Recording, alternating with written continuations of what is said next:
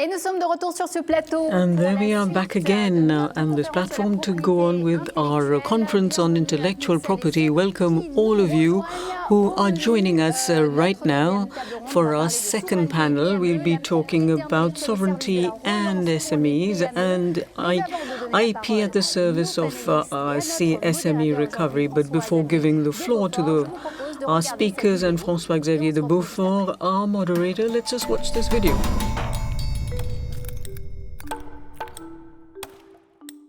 Il existe une corrélation positive entre la détention de titres de propriété industrielle et les performances économiques des entreprises. Et cette corrélation, elle est encore plus marquée lorsqu'il s'agit de PME.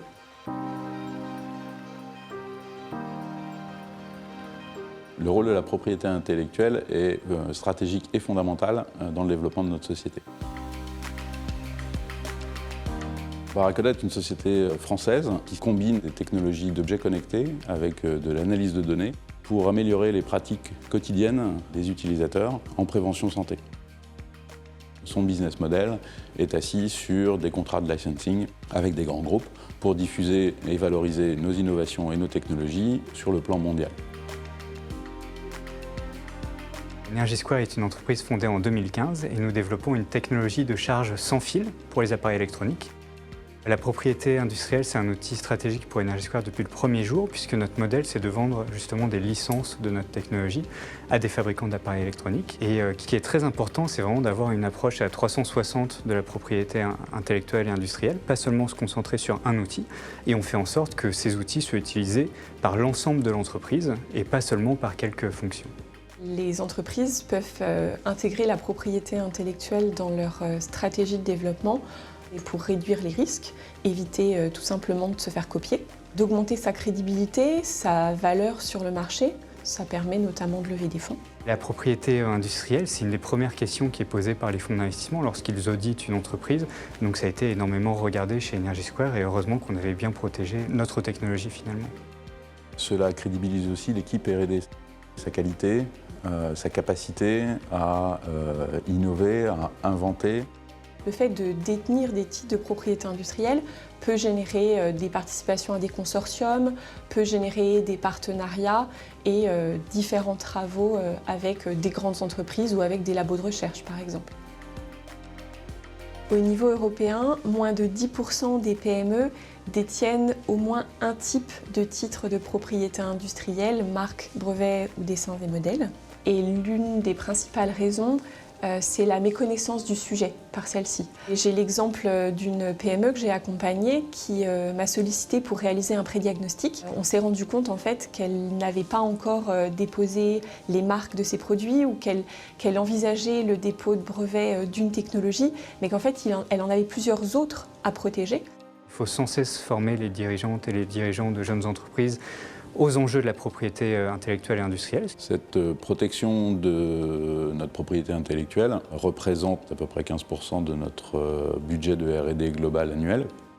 Il est vrai que le coût, la longueur des procédures et leur complexité peuvent apparaître comme des freins significatifs. Ce qui peut coûter cher, ce sont bien sûr les frais de dépôt, si c'est des brevets très techniques, d'avoir recours à des conseils en propriété industrielle. Et ensuite, les frais d'extension à l'international. Et un autre frein qui peut intervenir après l'exploitation, c'est le financement pour faire respecter ces droits de propriété intellectuelle, notamment lorsqu'une entreprise tierce qui peut venir des États-Unis, d'Asie, peut attaquer une entreprise française ou européenne sur une violation de droits. Et là, ce sont des procès et des procédures qui peuvent coûter vraiment une somme considérable pour les jeunes entreprises. C'est vrai qu'on entend souvent que la propriété industrielle coûte cher. En réalité, ça coûte encore plus cher de ne pas se protéger.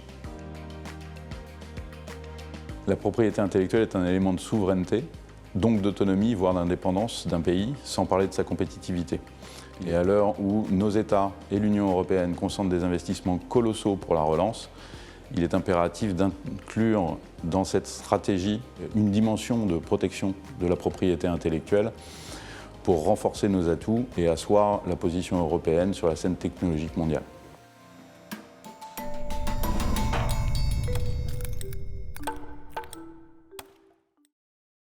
Et c'est l'heure d'accueillir notre modérateur. So now it's time to welcome François-Xavier, who will now be moderating this discussion. So we'll be together again for question and answers. Over to you, François-Xavier de Beaufort. So welcome to this panel, the second one today.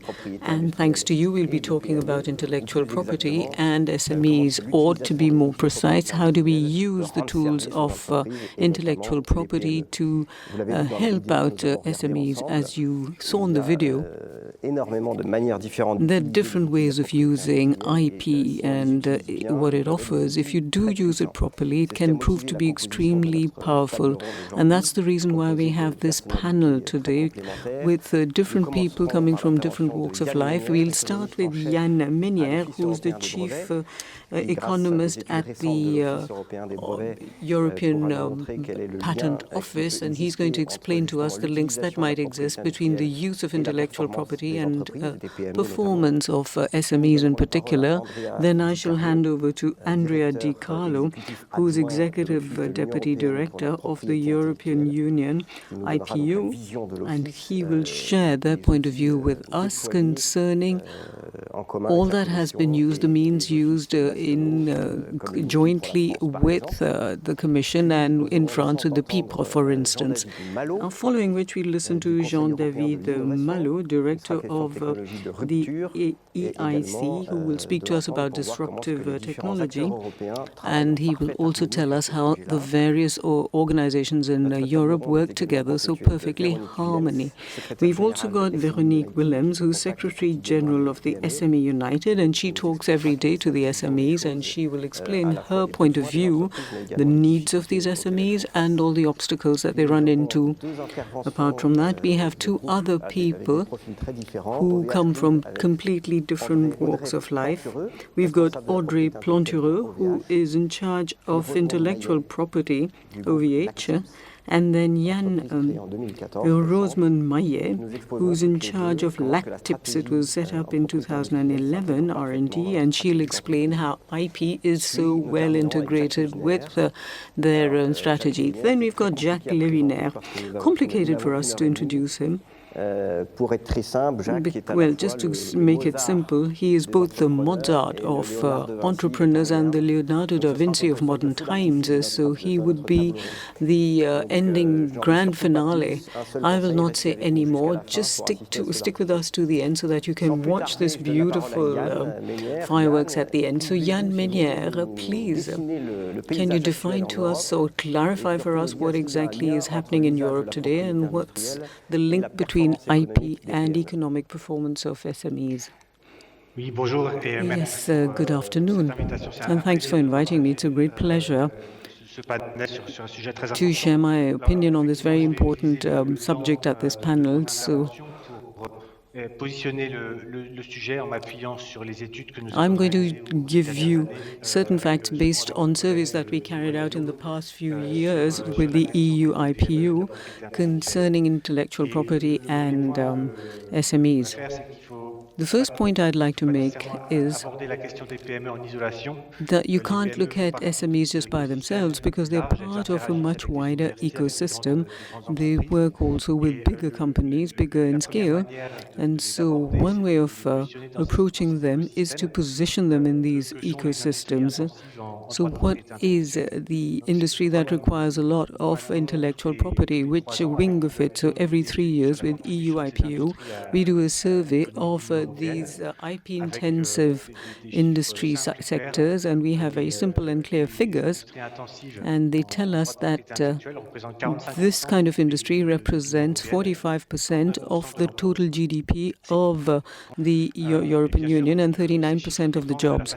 Now, of course, figures depend on the way you define that sector which is intensive in IP. So we look at a more than average use of IP. No matter how you establish the threshold, you always get exactly the same results. So it's always a greater contribution, 45% to the GDP, and in terms of employment, it's 39%. So that means, compared to other industry, there's greater performance in terms of added value per employee, in terms of productivity. That's the common point that we have in all economic sectors which require require intellectual property protection, and these are sectors that invest a lot in modern technologies, in material means, and so on. So this performance, this focus on the intangibles are also found elsewhere, for instance, in productivity and therefore in the wages earned by employees in this sector. On an average, people working in this sector are paid 50% more compared to other sectors of industry, and particularly those that use patents more intensively. So those that use a lot of intellectual property are also the main drivers of more trade, import-export within the EU, nearly 45%. And they're the ones who are exposed the most to competition, and that is the driver for economic and financial development of Europe. So it's interesting to note that these results and consequences, do they apply also to SMEs? And quite clearly I'd say yes, and this was mentioned in passing in the video that you just saw before the panel. If you take a closer look at SMEs that use IPR, the average wage per employee is much higher, nearly 70% compared to other employees, and compared to other companies it's 18% only. So there's a category by itself of SMEs that use IPR, and once again it's not because they file for a patent, but it's also because they invest in innovation and in digital, in immaterial, and so they have need for intellectual property. So this overperformance, this excellent performance, is also the use of different kinds of intellectual property that is done when they combine patents and models and so on, conception, then their performance is twice as high as compared to others. So these figures are quite awesome in themselves.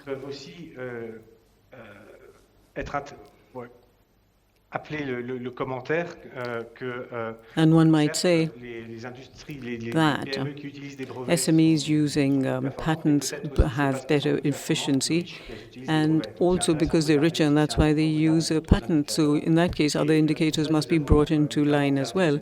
And so we looked at growth indicators.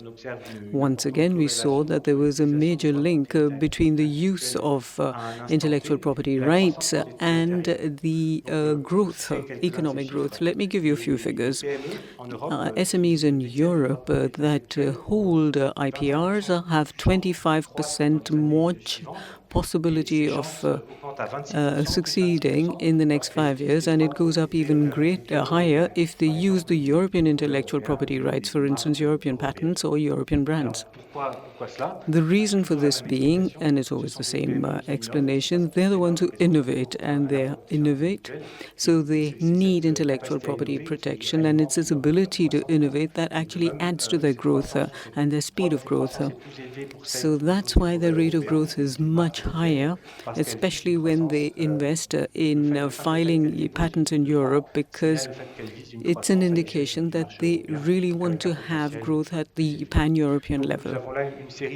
So here I have a whole series of figures which would back up what I'm saying and which would clearly indicate the link between economic performance and the use of intellectual property rights of these SMEs. So always the leitmotif being that those who invest in innovation are the ones that really succeed. So what I might say now in quick conclusion is the way in which the patents or the intellectual property rights help these SMEs. Why is it that using IPR is so good for them?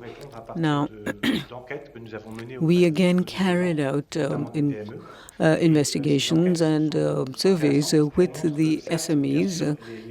They showed us that, of course, SMEs do require intellectual property rights, and they also file for patents to protect themselves. That's the main reason why they're doing it, but it's not the only one. That's to be kept in mind. SMEs also require patent filing to improve their reputation, get greater visibility in order to find funding and draw in other investors. And for several, it's also to organize their contracts for employment and also for technology. So IP is a must for them, because these contracts, if they are about innovation and technology, are then signed. It's important to highlight this transactional function of patents, that cooperation and contracts are extremely important for SMEs. We asked those who file patents if they had been able to market all their patented innovations, and most of the time they said, in 2/3 of the time, yes, and in 50% the marketing was through external partnerships. So for production, for research, or for marketing, in order to have access to other distribution networks in new national markets.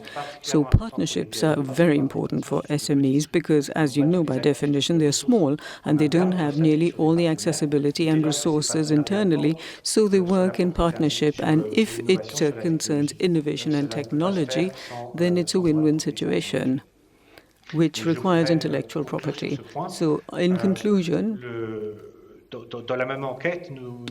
in the course of the same investigation or poll, we asked the kind of partnerships they were looking for and where they found them. Quite obviously, these SMEs said they look for European partners. They find them in Europe, and virtually 50% of them had European partners, and an even greater percentage, 70%, were looking for partnerships in Europe. It just goes to show that those who file European patents are looking for partners on the European market, because that's their growth market. So it's very important to reassure them and give them an easy access to protection of patents through all this single market. And that's why the importance of the UPC. So I'll stop there. Thank you very much. Well, thank you, Jan. Thank you very much for what you said, all your figures and stats and your logic. And I feel they're extreme. They speak for themselves, very eloquent. So what I understand is that if you have IP, it is a center of profit. It's not just a cost center. And that's extremely important for SMEs, just listening to you. So thanks very much for your testimony and your analysis.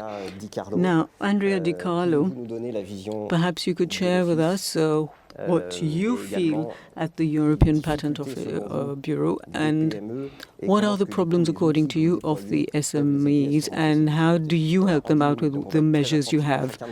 So we'll be listening to you very carefully. Thank you very much for this. I think, what Jan has just given to us is all the evidence that demonstrates that actually IP is important for SMEs. Actually, we have done as well our studies, our analysis, because there is a figure that is particularly important for us. I mean, even if all the evidence demonstrates that IP is very important for the growth, for their economic performance, however, only 9% of European SMEs register IP rights. And I think this is the number from which we have to start. And so we ask ourselves, why is that? And we analyzed that. We did some work of analysis with SMEs. We interviewed thousands of SMEs. Actually, this year we will repeat the same analysis. But basically, the main problem is a problem of lack of knowledge of SMEs about IP, but as well about all the benefits that IP can bring to their business. And as well, those who declare that they have some knowledge about IP, in reality, they say that the system is often complex, is costly, and sometimes it's very difficult to navigate. So what to do, basically, to solve this issue? Today, I would like to explain to you what we at EUIPO, but as well in collaboration with the European Union Intellectual Property Network, that is a network composed by our office and the national IP offices of the member states, what we are doing in order to address these problems. The first thing for us is, well, we need anyway to provide tools that facilitate the access to the protection of IP. So already for some years now, we have started with national offices a program. I would call that a big digital transformation program that has provided us at EUIPO, but as well national offices with modern tools that allow companies to register and have an easy experience, so to say, as well, to filing and register their IP rights. Now, this program is still ongoing, and now the big challenge is, of course, to take advantage of all the benefits that new technologies, think about artificial intelligence, blockchain, and others can give, and all this for the benefit of business and, of course, especially of small businesses that don't have a lot of knowledge about our processes.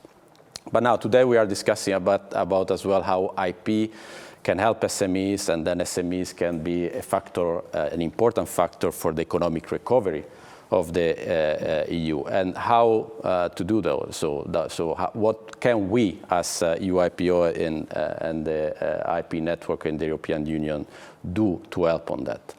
Well, the answer comes from an action plan that was issued by the European Commission in November 2020. And the Commission basically indicated two main streams of work for us. The first one is basically help financially SMEs to protect their IP rights. And well, in January last year, we launched the so-called Ideas Powered for Business Fund.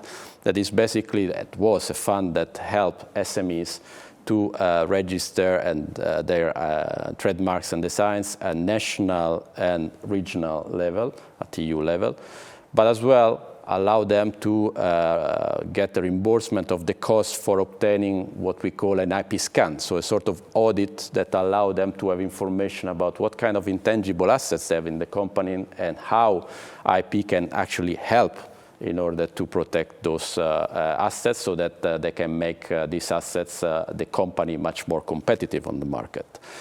I must say that this first fund has been successful. We have had 13,000 SMEs, European SMEs, asking to have access to the funds. And very importantly, more than 75% of those SMEs were new to the IP system. So this fund has been quite successful in bringing new small companies to protect IP. So on the basis of this first success, lesson learned, suggestions from the beneficiaries, so SMEs, by the national offices, the Commission, we have designed the 2022 edition of the fund that was launched a few weeks ago on the 10th of January. And now the fund has been enlarged in scope, because basically allow as well to cover the cost of registering trademarks and designs as well outside the European Union in third countries, but as well get the reimbursement of the cost of registering national patents. The start has been promising, quite successful. We have already almost 2,000 applications for the fund in the first 3 weeks of the fund. However, we understand as well that the fund in itself is a very important instrument, but cannot be the only instrument. So at EUIPO, what we did was as well to complement that with a number of what we call supportive instruments, so other initiatives that can help SMEs to protect their IP. So one of those was the creation of a platform that allows SMEs to get advice from a set of volunteer lawyers specialized in IP that have accepted on a voluntary basis to provide that advice for free. And this has been as well a quite successful initiative. And we have worked, and has been just launched last week, on a specific website for SMEs, so that this will give all information about activities, the supportive instruments, but as well a lot of trainings and tools that for them are important to better understand IP and the benefits that they can get from the IP. So all these are the main activities that we carry out. Now, the second important instrument that was mentioned in the IP Action Plan was the creation of the so-called EU IP Information Center. This is an activity that we will carry out as part of the European Union Intellectual Property Network. We are defining now the scope, the objectives, the activities of this European Union Intellectual Property Center, but I can already anticipate that actually we don't want this to be yet another instrument, another organization in something that is already a crowded environment for SMEs. But we want with this instrument help to basically connect the already existing networks at national and European level and make sure that basically SMEs can get information and relevant communication in their language at national level. So we, working together with the national offices, we can improve all this connection of already existing network for the benefit of the SMEs.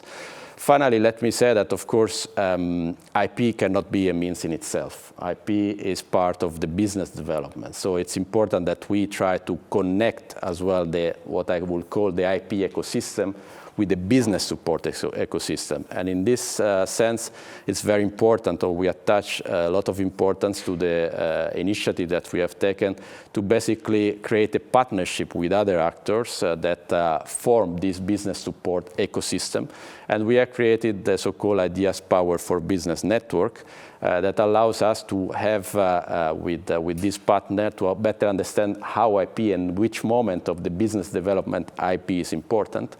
We have in this network organization like SME United. Veronique here probably will make reference to that, but we have as well associations of accountants, of business angels, of crowdfunding organizations. So all those that in one way or the other support the SME in their business development, and so allow us to get to the IP to the SMEs with information about IP at the right moment when they need that. And finally, I would like to say as well that we consider that, of course, for the recovery, it's important as well to help very much innovative startup, innovative small businesses, because at the end, IP is an important instrument as well to allow European Union to achieve an important result, that is to bring more results of the research and innovation to the market. And for this, I would like to mention specifically the collaboration that we have just started with DG Research and Innovation, the European Innovation Council and SME Executive Agency, ESMEA, and the European Institute of Innovation and Technology. And we are confident that with this collaboration, we can contribute to make IP an integral part of this, of the EU policies, and as well support the objective that research and innovation really get to the market so that consumers can really enjoy the benefits of that innovation, and that innovation can improve the quality of the life of the people in the European Union. Thank you what so I'll much. take away is the essential character of this network. We can see how players, stakeholders within this network are complementary to each other. So these tools are really, really good, and especially at the service of SMEs. And when it comes to the services we can offer and roll out over the territory and across Europe, I think we'll reverse the trend from 9% to 90% of SMEs who will be using these IP and patents. Can you possibly share with us the key needs, the main needs of the SMEs from your side, Véronique Villemin? How can we further assist them? Les aider davantage. Thank you. Yes, and also very happy to join the discussion today. I think it's very timely to now really start working on the recovery. Hopefully the pandemic will be easing out and we can start focusing on the other business a bit more again. I would say that intellectual property rights, IP, is a very broad and complex topic. It's been shown in the video. It's been also already addressed by the previous speakers. You have copyrights, you have databases, brands, trademarks, designs, patents, who are all there to serve the protection of products, services, or brands of companies. And some of those are given automatically. For instance, copyright is there. You don't have to do anything. Others require a sometimes lengthy and complex process to do the application and to get the registration. I'm thinking about the patent, where meanwhile I think about 40 or 50 years already we are trying to get a unified patent for the European Union, and where I think that many SMEs are really longing for the day that they will not have to go to each member state separately, but can really just ask for one patent for the whole of the European Union.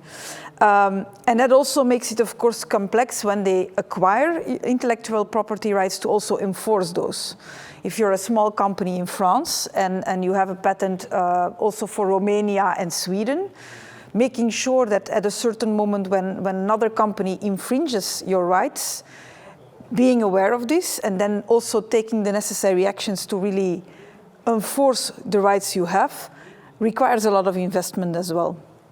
And that already means that the entrepreneur has taken the step to go through the whole process of acquiring those rights. And I think for many small companies, the entrepreneur starts with a passion for the business, for the actual activities he or she is developing, and they focus first and foremost on that. Then if you set up a company, you have a lot of other things that you also have to manage. You have to make sure that your accounting is working well. If you hire staff, that you are in line with which HR laws that are applicable in the country. These days you also have to make sure that your ICT is functioning. And then on top, of course, also comes that protection of IPR. And given that it's very complex and that entrepreneurs are most of the time very active in their business, it's something that they don't always are fond of discovering. So first, it's making sure that they have the know-how. Secondly, making sure that indeed, as was also said, you need to have that ecosystem of support, and that support system has to be accessible, and also the cost still has to be within the remit to tackle that. So those are all elements that play a big role. Developing an IP strategy where a company really looks at which assets do I have, how do I have to protect them, do I have to protect them, is the time to the market and the life cycle of the project, is it really worthwhile to make the necessary investments? Having a look then at how do I develop the strategy, because I have assets, it could be useful to protect them. How do I exploit them? How will I enforce them? Those are all different steps that an entrepreneur has to put in place, and where he or she also has to make sure that they then do take the necessary actions, have the right support system, and can tackle the costs and see also the return on investment in the long term. What we notice with many of our national member organizations is for them as well, it's still a complex issue. Building the capacity of our organizations and making sure that we raise awareness among SMEs to really have a look at the possibilities that are offered. That's also why we indeed launched the cooperation, and we're very grateful that EU IPO reached out to be able to build capacity at national level, at regional level, with SME organizations where entrepreneurs will turn to in any case when they have questions. And then also organizing with them events to raise the awareness among SMEs will be very crucial. If I then look at the recovery at the moment, and especially also at the challenges we were already facing when the pandemic started, the big twin transition as is being called, digitalizing our economy, making it greener, tackling climate change, there will be a lot of innovation required to do this. And for that, we will need the intellectual property rights to also drive companies to tackle that. So I would say that's a bit the process for small companies, making sure that they have information readily available when a question pops up, that they can turn to different organizations, experts to get the information, making sure that what EU IPO is doing right now, the whole process, providing support structures and the website and the platform, making sure that there is support at hand at an affordable cost, and then also making the whole process clear for small companies. I think that will be already a big incentive for companies to get more involved. Merci Véronique. On est très dans le concret, donc on a eu des exemples vraiment très précis. This is really about day-to-day priority awareness raising, and I think the testimonials we are about to hear will reflect these. Can we get your take as responsible of intellectual property within the OVH group? Do tell us about your priorities, how you've built in your country strategy within the OVH group wider strategy. Now, first of all, I'd like to extend my thanks for giving me the floor. For OVH, intellectual property is absolutely essential. It's absolutely key for the group and for the whole ecosystem we have around us. OVHK is the European leader of cloud. For those who are not familiar with our name, so we provide private as well as pooled hosting services in 140 countries around the world. We are French companies created in Roubaix in 1999 in north of France. So your question is about interest and the relevance of IPs for a French unicorn. So what are IP rights of OVH of cloud? We have brands, patents, domain names, as well as copyrights and business confidential information, secrecy. And so we're tackling IP here today, but all of these aspects do matter for a business like ours. So in terms of the relevance of these IP rights, they are here to protect our freedom of action. And secondly, this is about demonstrating the capacity of innovation of our company. Because when you look at investors and when you're looking at being listed on the stock market, obviously our patents are going to be scrutinized. And you can expect that. You can be innovative, but first and foremost, your country assets will be the tangible proof, will be evidencing those relevant assets and will enhance the value of those assets. Furthermore, this is about strengthening partnerships and co-development so as to have an ambitious strategy when it comes to PPPs around technologies. Now, when it comes to identifying what technologies belongs to whom and what will be the distribution of the future development rights, this will allow to move forward in a spirit of confidence or confidently.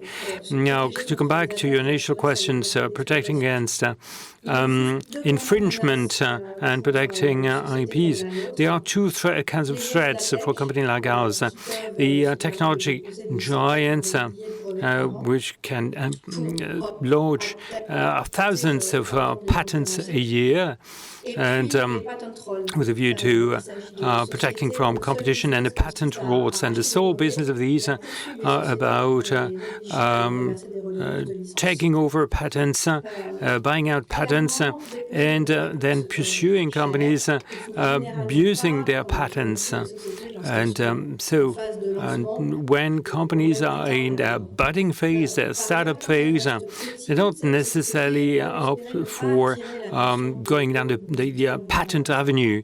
And as a result, when we started becoming bigger and we decided to invest into and move into the American market, that was in 2017.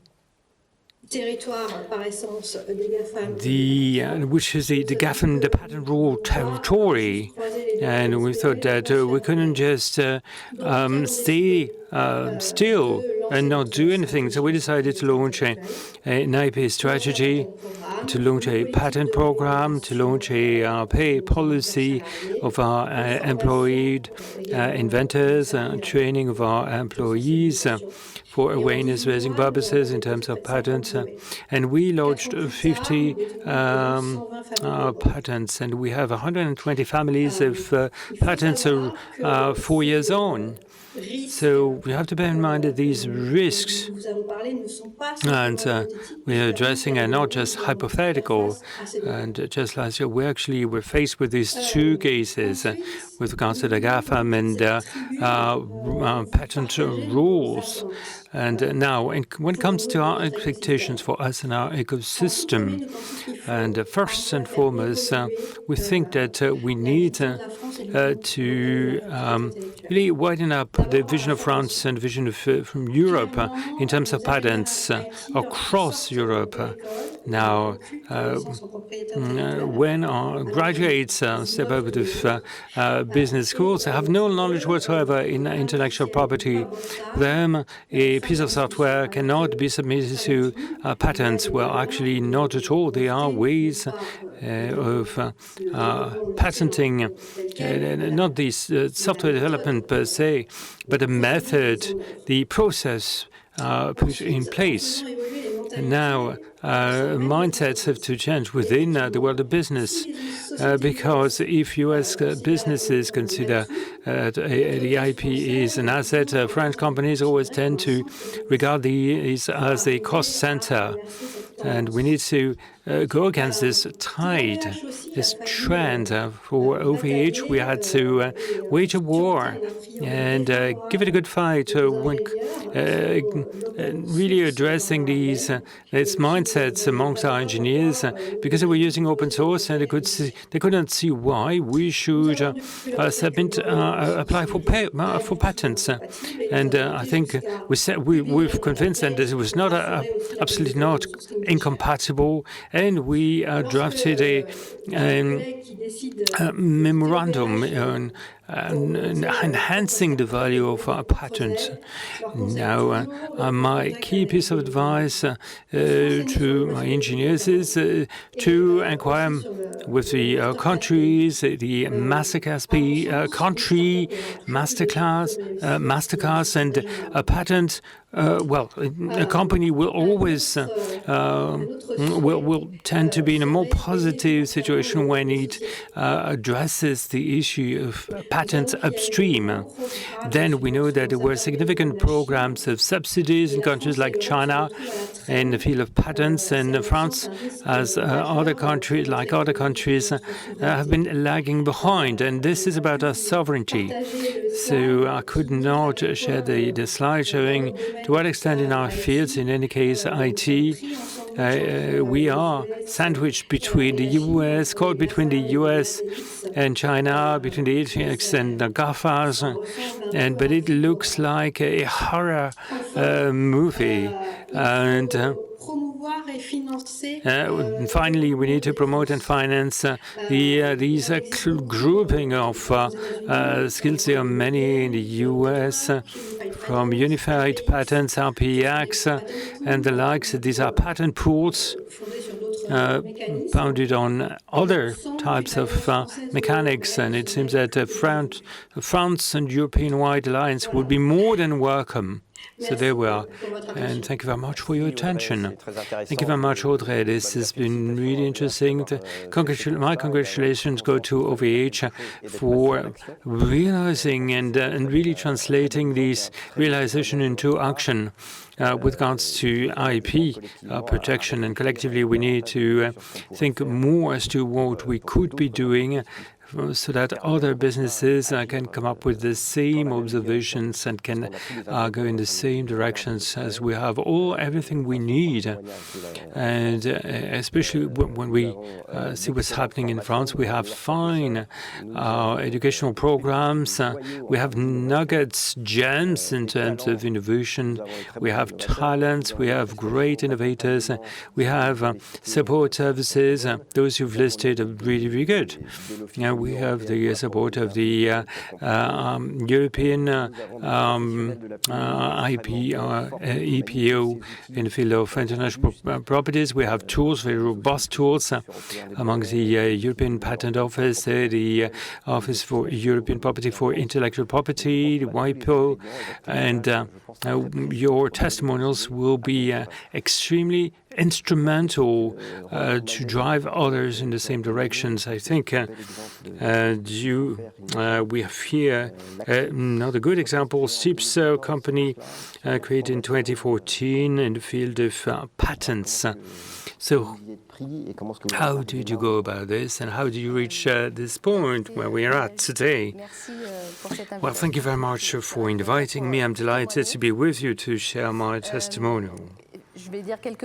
Just a few words on Active so you can understand where we're at, where we started and where we're at, and how we've put in place this country strategy. Aptis has been fully engaged in environmental transition, as plastic materials are necessary to human activities. However, we need to manage the end of life of these materials. So Aptis manufactures and commercializes 100% biosourced material and biodegradable materials across all of the business environments. Now we've engineered a disruptive material, and this material takes the form of granulates, plastic granulates, and we sell these to all of the plastic manufacturing, plastic transforming industries, and the paper industries, to deposit these granulates on paper. So this is about packaging, agro-food, and detergent. And so this is what Aptis does. Aptis was indeed created in 2014, making use of the Jean Moulin University submitted patents in the past 5 years. We applied for, and we got 6 international patents, brand patents. And Aptis since 2014 shifted from a research and business to an industrial business employing 50 people. And in terms of the country strategy now, you've talked to, which you've referred to, and this is about the complementarity of the various IP, property rights, patents, business secrecy, and brand applications and brand patenting. So looking at our portfolio today, we are focused on product patents to protect our formulations and recipes, and this forms a basis for us to have the freedom to manufacture, to commercialize and market our materials, and this is clearly this is giving us a competitive edge against our competitors.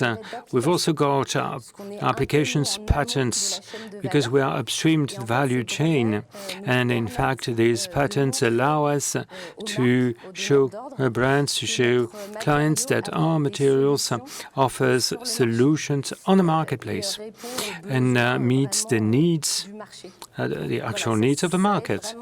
So this really is about transitioning between the materials, marketing, and concrete commercialization. So we've decided to keep our manufacturing process a secret.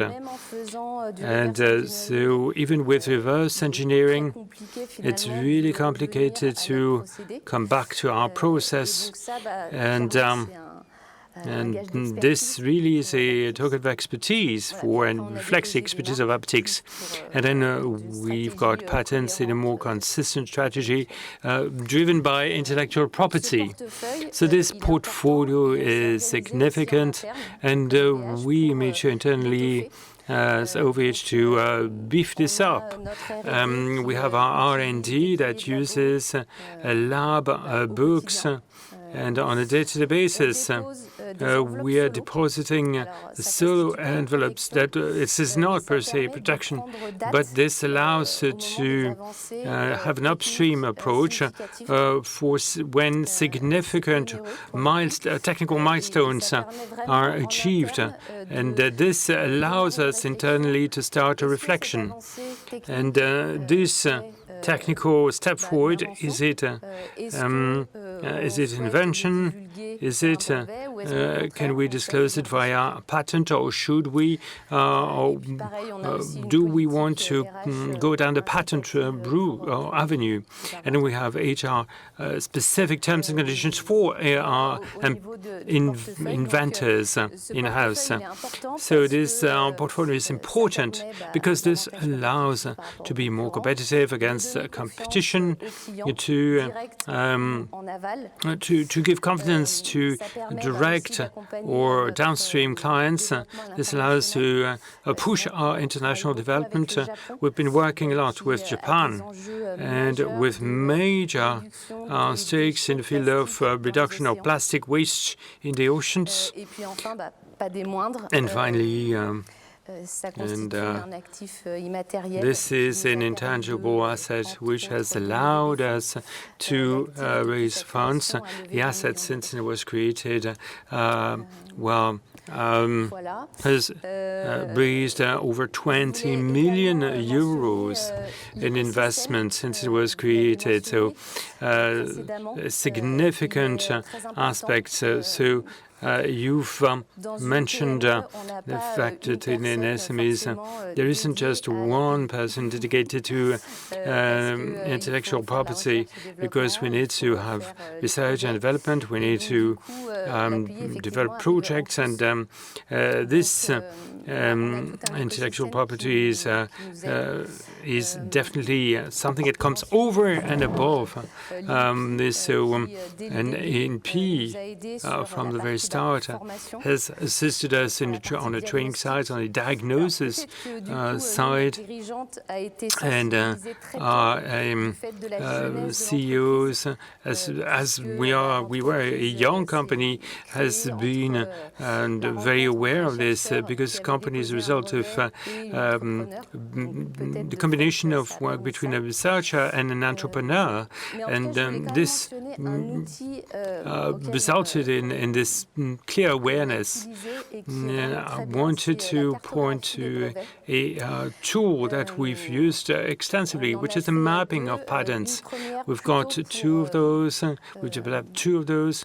One to get a better vision of our technological environment, and this has given us, avenues for our R&D teams and perspectives, and then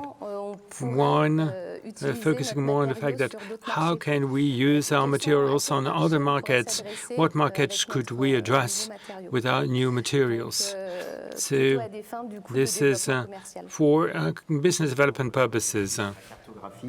So mapping, which is a service that INPI offers for a 360-degree vision related to patents, and uses that you've just described to a very powerful tool. And as a result, these tools are of great interest, because one of the major obstacles that we've come across is the notion of technical watch. Watching one's economic environment, country environment, technological environment is something that is really time-consuming. And this tool allows quite quickly to have a vision, a very clear vision of where you're at. So there we are to conclude, as you'll understand, innovation at Actips goes hand in hand with the country strategy, and we really think that this is a guarantee for the sustainable development of the company going forward. Thank you very much. We're talking about the 10% of companies using industrial property, and this is a job well done. You can clearly see the industrial property strategy is embedded in the DNA of the company, and all stems out of this. This is becoming a key tool and a profit center. Thank you very much for this testimonial. Jean-David, we're back with Jean-David. You started your testimonials. This was a mouth-watering one. Over to you now. I got back just after listening to the earlier speaker from Lactips, because it's great, Lactips was one of the main beneficiaries of our plan. Now, the European Council for Innovation I was talking about it before I got cut off. Their aim is, in fact, to provide support and assistance to all working in ecosystem in Europe, generating ideas and right up to helping growth, particularly in SMEs, deep tech SMEs, and not just in Europe, but also worldwide. So why do we have such an aim? It's because, as we just heard from some of your colleagues, in Europe we have quite a few advantages. Advantages in terms of the capacity to develop knowledge. We've got universities which are world-class, and we've got excellent backup.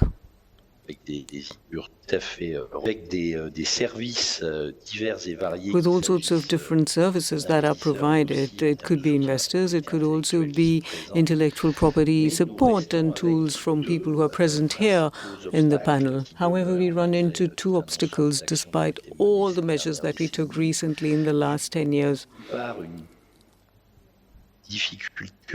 It's getting to know about the products and innovation so that we bring in creativity and creation into companies. And apart from that, there was also a difficulty which was worse, and that was to help our startups and SMEs in deep tech in their search for quick growth. Despite the fact that during some years we had more deep tech startups during the course of the year than the US. So our European Council has developed this program, of course, in cooperation with national agencies also, and that's the entry point to discover the entire spectrum. So the idea is to keep investing in our field of benefits, where we are good, so that we can reap quick results.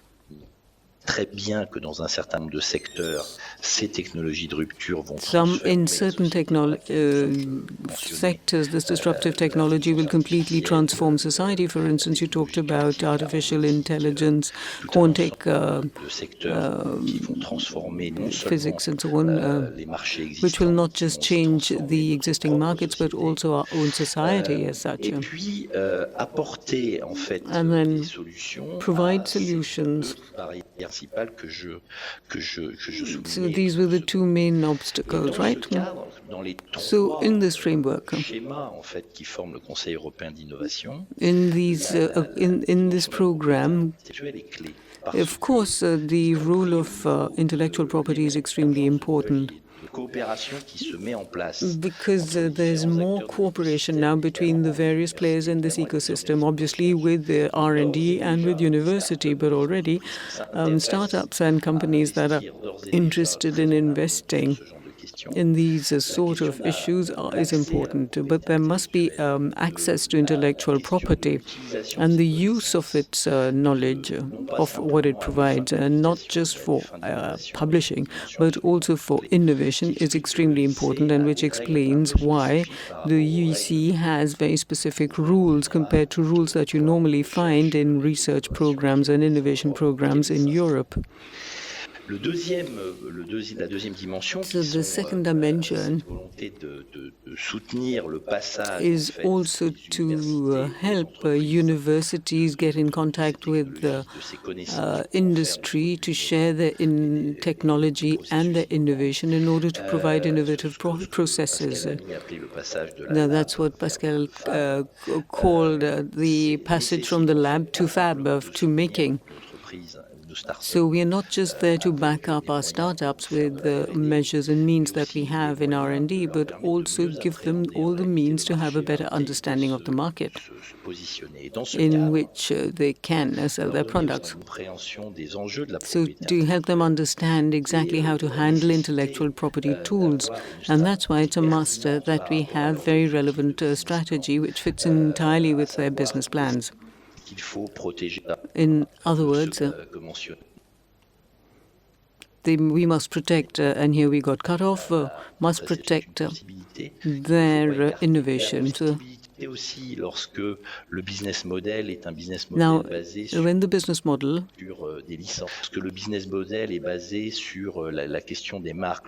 is based on patents and brands, then the entrepreneurs or the leaders must be aware of the dangers and also the tools that they have available. So we are helping them. We are trying to help them financially and otherwise to take advantage of this kind of backup. And that's the main reason why we also were mentioned by Andrea just a few minutes back, who wished to develop and strengthen our cooperation with the European Union Intellectual Property Office as well as the European Patent Office.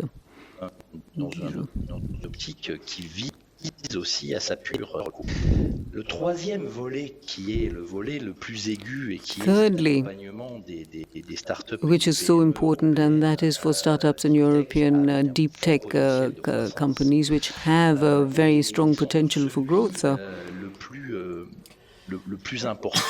As I was saying, it's extremely important insofar as intellectual property is concerned and where we in the Council are concerned.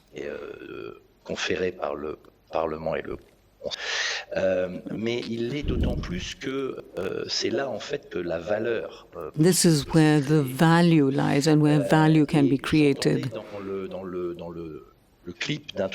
In your introductory clip to your panel, I heard a speaker talking about the importance of having a strategy inclusive of intellectual property, which would be reassuring and convincing for investors also.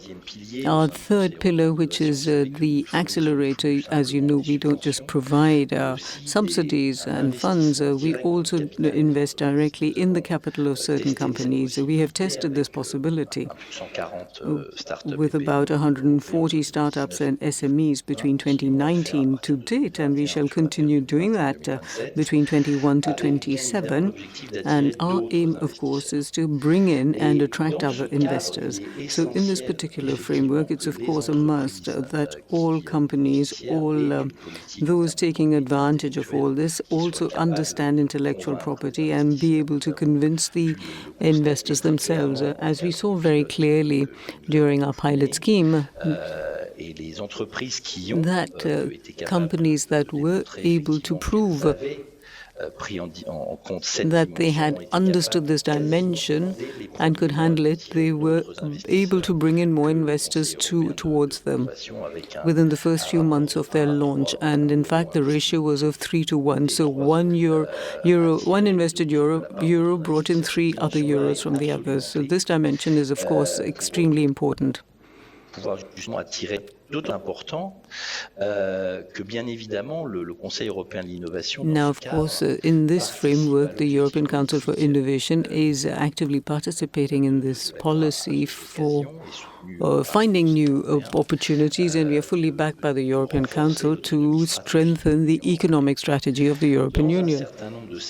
Now, in certain sectors that were just mentioned, we have potential in Europe. We have the potential to become leaders that we used to be in the last century, in the beginning of the last century, and that we've lost, unfortunately, today. So intellectual property will therefore play a very important role over here. And that's why we must absolutely help all our innovators and all our entrepreneurs and provide them with the resources and the tools. And we in our agency can do it. We can't do it alone. And we must work in a network. We have some of you are present over here, either on or offline. But this dimension is a must. It's a key because the financial resources in themselves are not enough. There must be other services that we provide to our innovators and to our investors. They become even more important. Our relationship with the various players in this ecosystem are also a key. Let me mention, therefore, some of the initiatives that we undertook to provide greater connectivity between our startups and our SMEs.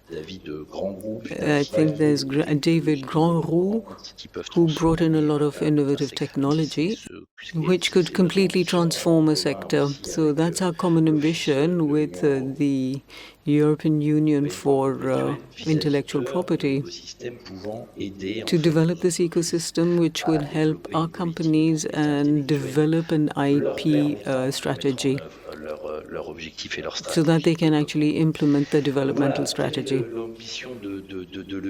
So that is our ambition at the OIC.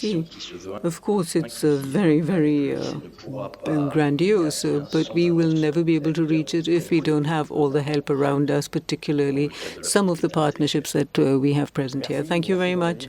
Well, thank you very much, Jean-David. That was really a great supplement to what all the others said, all the other institutions over here. Your partnership strategy fits in perfectly with this complementarity. Of course, it all fits beautifully. Thank you so much. And thank you very much. The sound came back. We did a good job letting you speak at the end. So now, Jacques Lévinaire, tell us what you feel about all that we just heard. I find that everything that was said was very, very interesting. It was extremely interesting, not just for all the companies and SMEs and all the institutions. I'd like also to share with you some of my personal experience. I am a kind of practitioner of intellectual property. I was lucky because when I was a young researcher, not very long ago in other words, to be part of the College for Physics and Chemistry in Paris, and they had this tradition in France, which meant that they would help you right up to the time you developed your innovation, you patented it, and you marketed it.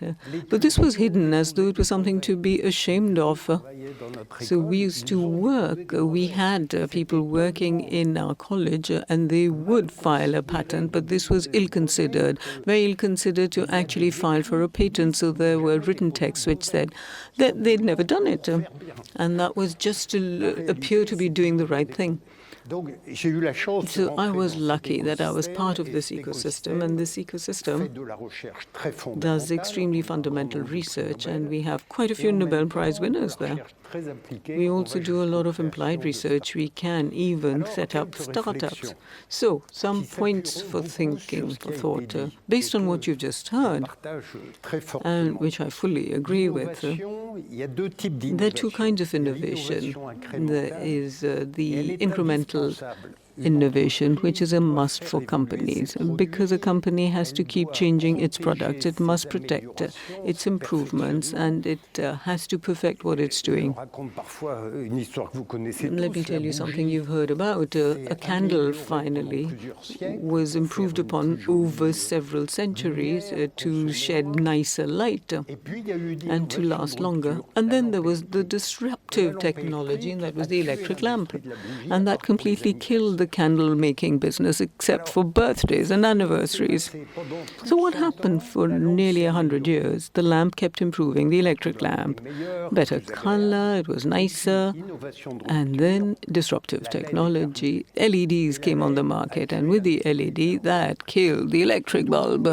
So as you can see, so when this is incremental innovation and disruptive innovation, the two are a must, they go hand in hand. So now, where does IP stand and SMEs?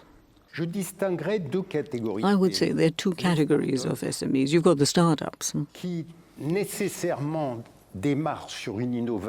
which have necessarily a disruptive approach to innovation, and then the settled companies that are improving their product and in just making progress. Now for startups, there's just no doubt about it.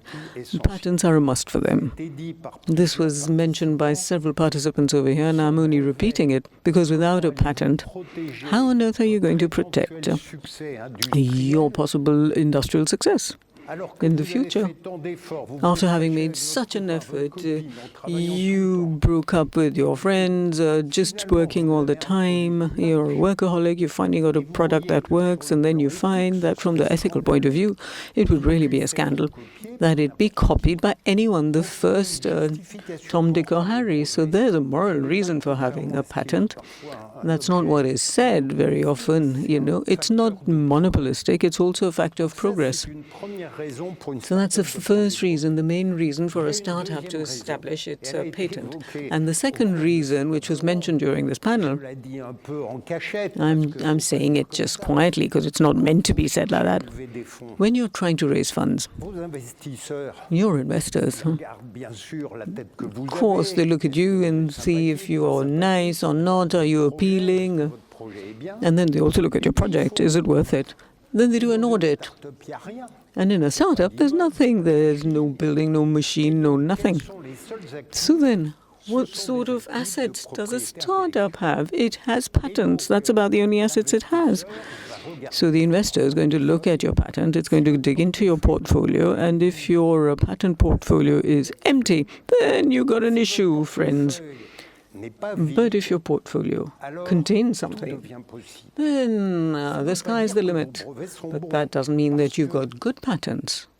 Because in general, a startup was started up very quickly. So perhaps these patents aren't so great. But they exist. The request was made. It doesn't mean that they'll be granted. But on the basis of this application, you may be able to convince investors to come in and join you in your venture. So when it comes to startups, there's just no doubt about it. Patents are a must. They are a must. I talked about SMEs, also the other kind of category that have been around for a while. Now, to a certain extent, it's the same thing. They must also change their product. They must develop it further because there's competition.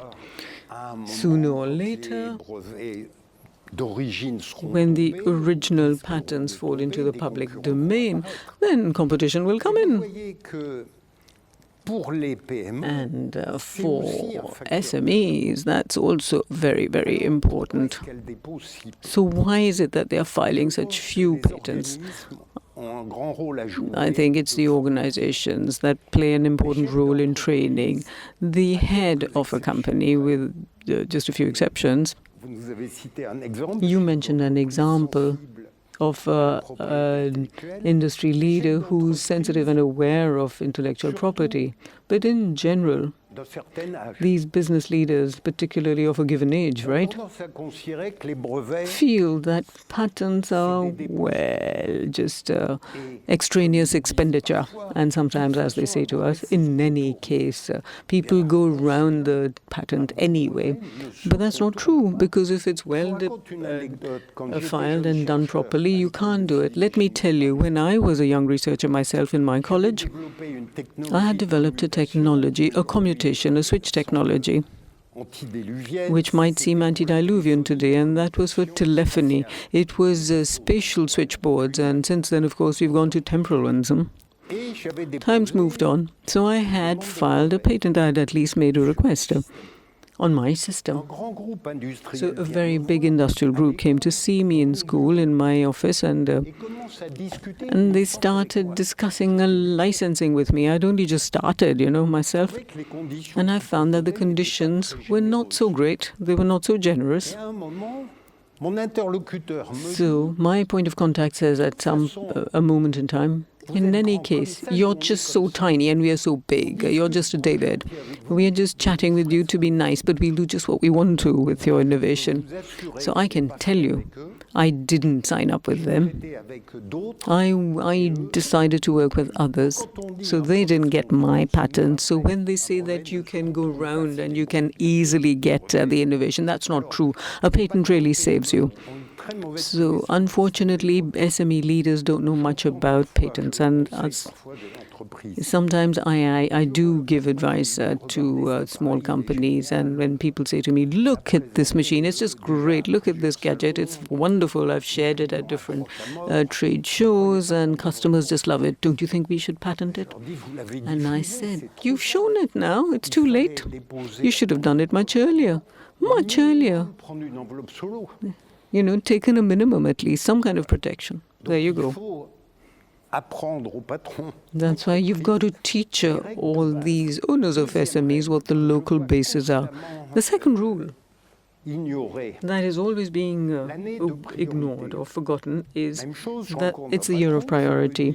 Same thing. I had this business leader who said, look at this gadget. It's just fantastic. It's had a lot of success. And don't you think we should now spread it out to file it for international patents? When did you do it? Oh, about a year and a half ago, the initial one.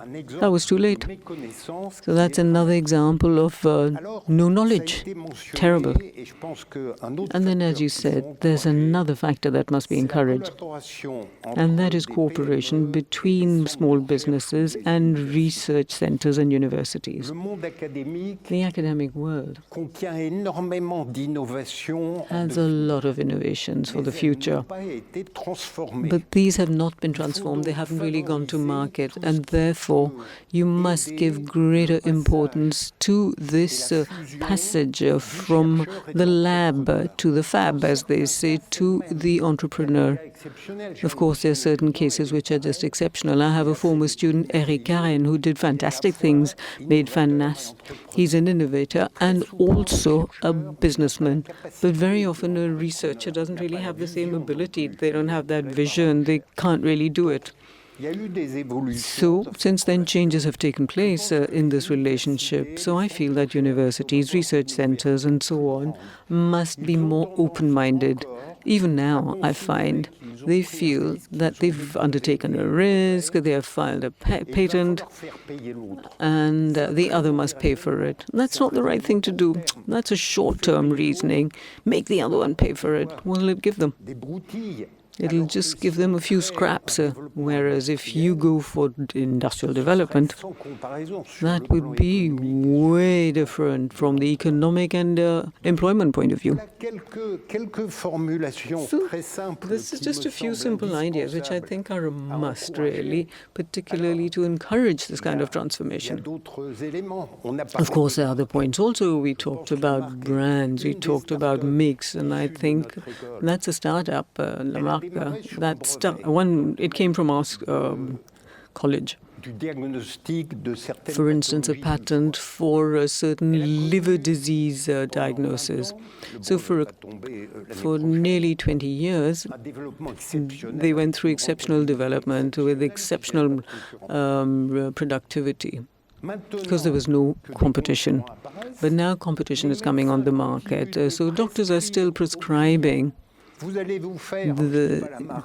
won't tell you what the brand is because I don't want to advertise freely for them. But they say, go and get your health check done, even if it is on a competitor's machine. And that reminds me of Frigidaire. Frigidaire used to be a patented brand, and which has now become a generic name. That brand will just keep adding to its essential assets on the basis of what that patent allowed you to do in the initial phase. Now, I don't know if I've run out of time because sometimes I tend to babble on a bit, but to keep me under control. You did mention that I was the grand finale or the final fireworks. So what I'm saying is that the final fireworks is that intellectual property is a must. Of course, there was some misuse with patent troll. Patent troll, the first was created by Nathan Niebel with the help of Microsoft, Google, and so on. They said that they were the white knights and they were going to help the small inventors who didn't know how to help themselves or to defend themselves. Give us your patent, you little man in there or woman in there, and we shall give it added value. And since they had endless billions of dollars, they could buy any patent on any subject, and they could go and see an industrialist and say, all right, congratulations, your product is just great, but it must cover 27 patents, and so you must go through me. That's happened to me as well in one of my startups. And that's why I feel you've got to stop the possible patent control, because patent control has a lot of damage value, and it doesn't create for progress. It doesn't help progress. So patents are factors of progress and growth. So all that can be done to help SMEs to be more aware of the way of defending their innovation and their invention will help to further develop European economy, make it more competitive compared to the USA, well, that's an old one, and China, a new competitor on the market and which has come in with a phenomenal number of patents. Patents which are not just cheap patents, but which are quite solid. They're excellent. So Europe has to get up, snap out of it and react. It can do it. It has everything possible to go and do it. We've got good training. We've got good R&D centers. We've got industry that can react. So we just must give them the means to do it. Thank you. Thank you so much. All your genuineness really gives greater wealth and value now to all that was said. And so after listening to all of you, I get the impression that innovation is really the oxygen in our lungs. So they are finally the thoracic, the oxygen, the lungs of the system. And that's what our SMEs are. So thank you all very much. And let me see if there are any questions. Yes, François-Xavier, very interesting, very interesting. So 2 questions, let's have a very quick answer.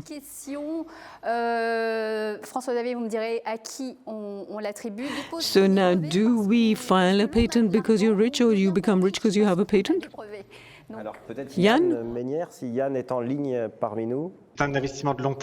It's a long-term investment with all sorts of options to create value. Cooperation, bringing in investors, in protecting all your assets. It's a strategic investment, and this involves all that you mentioned over here. So patent management is not a cost center. It shouldn't be treated like that. It's a center of value, and the best companies who handle their intellectual property best organize it just like a value creation center. So that means that in terms of, it's not just one specialized department that's involved, it's also the leader of that particular industry or that business. Now, Le Petit Navire, for instance, we spoke to them this afternoon. The leader or the director general had a strategic vision, and that was a very holistic vision, and it concerned the entire company that he was running. And you had specialists, financial people, marketing people, production people, technology, everyone were involved in intellectual property. Yes, and you have something to add? Yes, may I just react? Since I was a researcher myself, I too I filed for patents, and each time, after some time, when I'd go home and I'd say to my wife, I have a new idea, she'd go, oh my God, not again. She would see that financial resources would be depleted, but as you said, it's a long-term investment. Thank you, thank you. Just one last question, and then we stop there. Now, what would you say? Perhaps it's a question for Jacques. To a CEO, that intellectual property, he gets nothing out of it. That he should love it. That he should love it. That's all. You wanted a short answer. There, you got it. Anyway, thank you. That was very short. Anything further you'd like to add? If not, we'll just stop here, which was a perfect answer. Perfect answer. Let me just add a little bit, says François-Xavier.